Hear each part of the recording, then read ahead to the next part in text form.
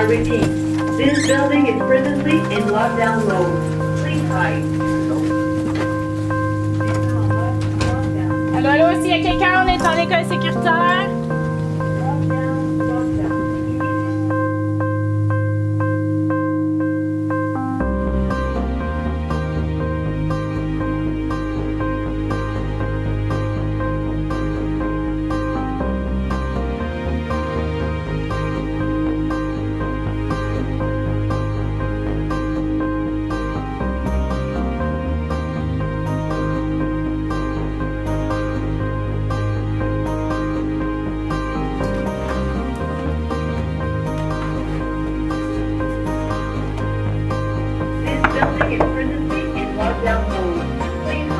C'est Constat Dollar, pouvez-vous me laisser rentrer s'il vous plaît? Ma clé ne veut pas fonctionner. Urgence. Lockdown, lockdown, lockdown immédiat. Je répète, les... Vous savez à quel point la sécurité, tant au siège social que dans chacune de nos écoles, est devenue un enjeu et un dossier que nous prenons très au sérieux. Alors, je tiens à vous féliciter, à vous remercier de votre grande contribution chaque fois que nous faisons des exercices de lockdown ou de confinement d'école et également confinement du siège social. Il est très important de connaître chacun et chacune notre rôle et de collaborer à tout moment au cours de ces exercices. Pour ce qui est des pratiques de lockdown, au même titre que les 6 pratiques de feu qui sont mandatées par la loi, dans les écoles, il va y avoir 6 pratiques d'évacuation d'incendie. Il va y avoir 2 pratiques de lockdown. Okay? 2, donc une qui est structurée et une qui est non structurée. Demain, c'est structuré. Donc, vous savez qu'à telle heure, à 10h30, vendredi, pardon, pas demain, mais vendredi à 10h30, il y a une pratique de lockdown. Quand c'est non structuré, vous ne le savez pas. C'est-à-dire que les procédures sont enclenchées et nous, on vérifie avec les policiers. Pourquoi qu'on fait des lockdowns quand on a des situations d'urgence où les policiers veulent rentrer dans l'école parce qu'il y a une menace quelconque ou n'importe quelle situation qui s'avère être dangereuse pour les élèves. On veut être capable de rentrer puis de trouver la menace tout de suite. Donc c'est sûr que s'il y a des élèves qui se promènent un peu partout, du monde qui sont paniqués, bien, ça nous rend la tâche beaucoup plus difficile. Alors, bonjour les garçons et les filles. Est-ce qu'il y a quelqu'un dans la classe qui peut me dire qu'est-ce qu'un lockdown? Et c'est quand il y a un danger et les élèves de la classe ou l'école vont se cacher pour se protéger. OK, très bien. Est-ce que... Donc nous, ce qu'on veut, on veut être capable de rentrer dans l'édifice, les corridors sont ouverts, puis s'il y a une menace, on la voit tout de suite, puis on peut éliminer la menace. Ensuite de ça, une fois que tout a été fait, on va sortir le personnel des locaux.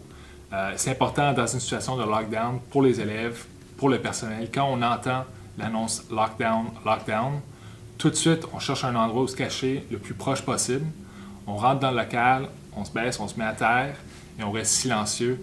Et la porte est barrée, puis on attend que la police vienne nous ouvrir la porte. Des fois, dans une vraie situation, ça pourrait prendre 2-3 heures, mais c'est très important de rester bas au sol, caché et silencieux tout le long. Vous contrôlez rien dans le lockdown, vous contrôlez rien quand il y a une situation comme ça qui arrive, à part vous-même. Donc l'importance de garder son calme, puis de garder le contrôle de vos émotions. Okay? Si quelqu'un panique, c'est là où vous allez faire des choses qui ne sont pas nécessairement très logiques. Donc gardez votre calme. Vous êtes en sécurité, puis il y a les policiers qui ont accès aux caméras aussi dans l'édifice, ils ont une adresse IP. Puis si jamais il y a quoi que ce soit, eux autres, déjà même avant d'arriver ici, ils ont déjà une idée de ce qui se passe, puis le temps de réponse il est vraiment rapide. OK, donc ça je l'ai mentionné tantôt, il y en a 2. Les policiers ne sont pas obligés de venir faire les exercices de lockdown. On les a invités encore de le faire. Parce que pour eux aussi, c'est une pratique. Parce qu'ils apprennent à connaître l'édifice, ils apprennent à connaître votre réaction. Donc, puis pour eux, c'est important, mais en même temps, c'est qu'ils veulent passer le message sur un exercice qui est important de faire aussi. Il y a des points, des choses qu'on a besoin d'améliorer, d'installer des miroirs, de ci, de ça, c'est ce qu'on va faire. Maintenant, lorsqu'il y a une pratique de lockdown, comment est-ce que les élèves et les adultes doivent se comporter? Eric. Moins calme pour le danger de nous entendre pas dans la classe. Parce qu'on a besoin de cacher. Et si on entend comme quelqu'un rire, il va savoir qu'il va y avoir des personnes dedans qui cachent. OK, parfait. Est-ce qu'une autre raison aussi, comment on doit se comporter sur le temps? Nicolas? Il faut pas que tu bouges parce qu'au cas où que s'il y a un présentoir qui tombe, puis que le danger il est tout près, mais le 1 il pourrait peut-être entendre le bruit, voir du mouvement, donc entrer dans la classe. Penny? Il faut aussi rester calme parce que si il disait lockdown et comme tu étais vraiment stressé, peut-être que des chaises auraient, comme tu te trébucherais dans quelque chose et ça ferait beaucoup de bruit. Alors c'est sûr que tu pourrais te faire attraper peut-être par le danger. Là. Les raisons pour lesquelles on demande aux gens aussi d'être silencieux, c'est nous, en tant que policiers, lorsqu'on rentre dans un édifice, malheureusement dans une vraie situation qui est dommage, mais c'est la réalité de nos jours, quand on rentre dans un édifice, si on entend du bruit, on va se diriger vers le bruit. Donc si la menace n'est pas où on entend le bruit, ça nous enlève de où on pourrait se diriger pour aller vers la menace. Donc c'est pour la raison qu'on demande aux gens d'être silencieux. Lockdown, lockdown, lockdown Oui. immédiat. Je répète, l'édifice est maintenant en mode lockdown. Lockdown immédiat. Je répète, l'édifice est maintenant en mode lockdown. Cachez-vous. Emergency. Urgence. Lockdown, lockdown, lockdown. Je répète, lockdown, lockdown. Immediate lockdown. I repeat. This building is presently in lockdown. La clé n'avait pas marché. Est-ce quelqu'un qui peut ouvrir, s'il vous plaît? This building is presently in lockdown mode. Please hide. Tout bord. Fait que si vous êtes dans le corridor, puis la porte est barrée, la porte est barrée. Si vous cognez dans la porte, on ne va pas vous ouvrir la porte. Au même titre qu'un enfant qui est dans le corridor, qui est à la salle de bain, puis qu'il y a un lockdown qui est appelé, l'enfant ne va pas à sa salle de classe. Il peut aller, s'il a le temps de se rendre à la classe la plus proche, l'enseignant va le faire entrer. Ceci dit, c'est que si vous êtes dans le corridor, vous êtes avec des invités, OK? Donnez-vous 10 secondes de grâce quand même, là, OK? Puis rentrez, puis après ça, c'est verrouillé, puis c'est votre responsabilité d'aller vous cacher ailleurs. Madame Dumont? Pouvez-vous venir ouvrir, s'il vous plaît? La clé ne fonctionne pas. Lockdown, C'est constable de l'air. lockdown immédiat. Je répète, l'édifice est maintenant en mode lockdown.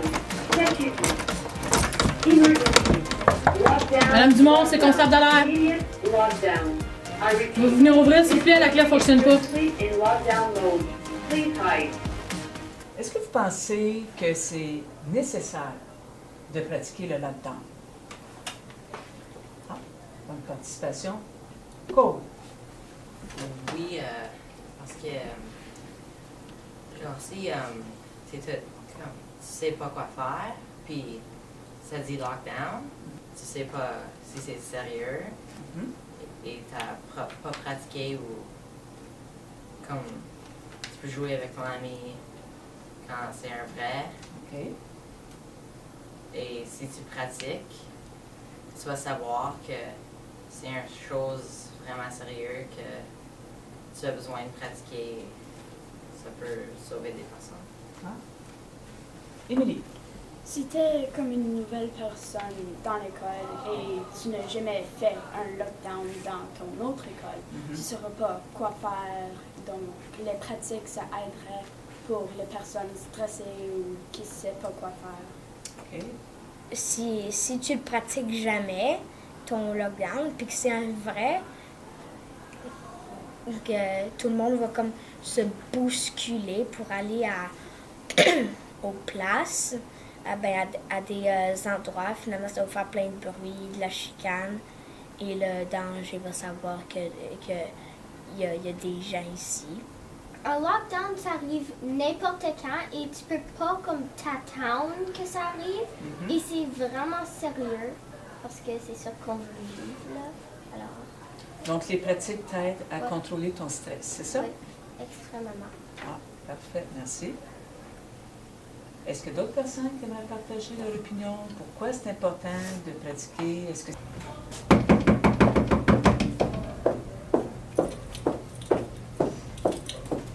This building is presently in lockdown mode. Please hide. C'est Constable Dallaire, pouvez-vous me laisser rentrer, s'il vous plaît? Ma clé ne veut pas fonctionner. Urgence. Lockdown, lockdown. Lockdown immédiat. Je répète, l'édifice est maintenant en mode lockdown. Cachez-vous. Bravo, les madames. Bravo! Pas bonné de ne pas avoir ouvert la porte. C'est beau. En quel cas vous devez ouvrir la porte? Quelle exception? Urgence. Lockdown, lockdown. Jamais. Je dis de jamais. Jamais. Jamais. Parfait. Moi, j'ai quand même capable de me faufiler jusque dans le fond. L'autre chose, c'est qu'on demande aux gens d'être assis par terre. La raison pour ça, c'est parce que quand on entre dans un bureau, on est apte à regarder à la hauteur de nos yeux. Si les gens sont assis par terre, on est moins apte à les voir. L'autre chose, on ne demande jamais à quelqu'un d'être aligné avec la porte. Parce que nous autres, on appelle ça le fatal funnel, parce qu'il y a n'importe quoi qui peut passer au travers d'une porte. Tandis qu'au travers d'un mur, c'est beaucoup plus difficile. Fait qu'on évite toujours de s'aligner envers une porte. Fait que ça aurait été mieux de se cacher même dans le fond, là. OK? Puis en gros groupe comme ça serait vraiment d'être par terre puis vraiment se tasser. Parce que même avant que j'ouvre, là, même si vous avez mis du papier, je pouvais voir tout le monde. Fait que c'est juste des petites choses. La meilleure affaire, c'est si vous n'êtes pas capable de voir la porte, ça veut dire qu'on ne vous voit pas. Fait que ça, c'est juste des petits trucs à garder en tête. Mais à part de ça, non, parce que on ne sait jamais, dans une situation réelle, tu ne sais jamais combien de gens tu vas être, mais l'idéal, c'est de se placer le plus en petits groupes collés, puis c'est bien de valeur, mais c'est collé autant qu'on peut, par terre, jamais à une place où on ne voit pas la porte, ou comme ça, on est plus en sécurité. Fait qu'en dessous des bureaux, en arrière de l'autre bureau, je sais que c'est pas l'idéal, je sais qu'aujourd'hui, vous saviez déjà, c'était une pratique, là, mais dans un cas réel, des fois, il y a des gens qui se faufilent dans des petits endroits. OK? Question? Emergency. Lockdown, lockdown. Moi, excuse, je parle beaucoup, là, mais c'est parce que si les gens comprennent la logique en arrière. La seule chose que je vais mentionner, c'est juste essayer de se cacher plus, pas en lien avec la porte. Parce qu'avec la porte, des fois, c'est un peu dangereux parce que n'importe quoi peut passer au travers. Fait que si vous êtes un petit peu plus à côté, des fois, on est un petit peu plus sécuritaire, mais vraiment excellent. Bien caché, par terre, parfait. Donc, on retourne en mode sécuritaire. On a presque terminé l'exercice. C'est bien. Donc, le site d'évacuation, il est là. OK? Donc, si vous êtes même proche d'une porte, puis que vous entendez lockdown, vous pouvez sortir, puis vous pouvez quitter puis y aller. Si vous êtes dans l'édifice au 3e étage, vous vous cachez. C'est bon? C'est des changements de comportement minimes qui coûtent 80-90% de risque, puis ça coûte pas cher. Au niveau des comportements, c'est nous autres de regarder, bien ça, on s'entend que verrouiller votre porte de secteur, quand vous la débarrez le matin, puis la refermez, puis la laissez ouverte, s'il y a un cas de lockdown, tu la fermes, mais déjà là, vous venez de couper. Puis d'un autre côté, je pense que c'est pour ce qui est de l'axe 3, au niveau de la sécurité, puis du milieu de travail, puis de santé sécuritaire au milieu de travail, c'est des choses qu'on fait. On veut que ça soit sécuritaire puis accueillant aussi. Mais peut-être de placer les choses devant une porte, ça va. Peut-être d'évacuer l'édifice quand on peut le faire, ça va. Peut-être d'être moins passif, mais plus actif, plus proactif. Ce que les jeunes de Trenton ont fait, c'est qu'ils sont en salle de classe, puis ils ont des espèces de cartons là, qui ont dessiné des affaires de peinture, des pupitres. Là. Puis à chaque fois, je me fais prendre quand j'allais dans cette classe-là, avec le policier, j'ouvrais la porte. Puis je disais, ils sont pas là. Ils doivent être au gym, ils doivent être à la cave. Parce qu'on regardait le long du mur, ils étaient pas là. Ils étaient là. Ils s'étaient juste arrangés, eux autres, là, camouflés. C'est l'enseignante. À chaque année, elle prend le temps avec les enfants de leur expliquer, puis prendre ça au sérieux, mais en même temps de les faire participer, puis de se responsabiliser. Donc, pour moi, la sécurité, c'est la responsabilité de tout le monde. Puis eux, les enfants, c'est clair qu'ils ont pris leur responsabilité. Donc, mais par rapport à tout ça, c'est qu'il y a moyen de faire autre chose que juste être passif, mais en même temps, c'est d'apprendre aussi nos limites. C'est quoi donc? On fait normalement deux pratiques de lockdown par année. Et puis, la dernière pratique, on a réalisé que la classe de Mme Carmen Morin, la 5e année, on fait un travail exceptionnel, une pratique exceptionnelle. Ils ont trouvé une façon créative et unique à se cacher dans la classe.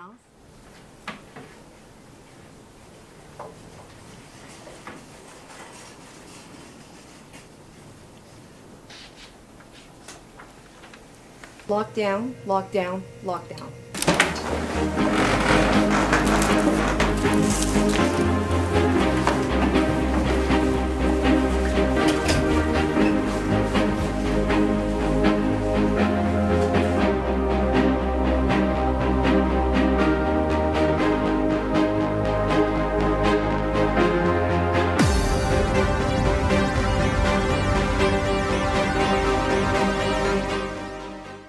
Donc, on est maintenant dans l'école, dans le mode d'école sécurisée.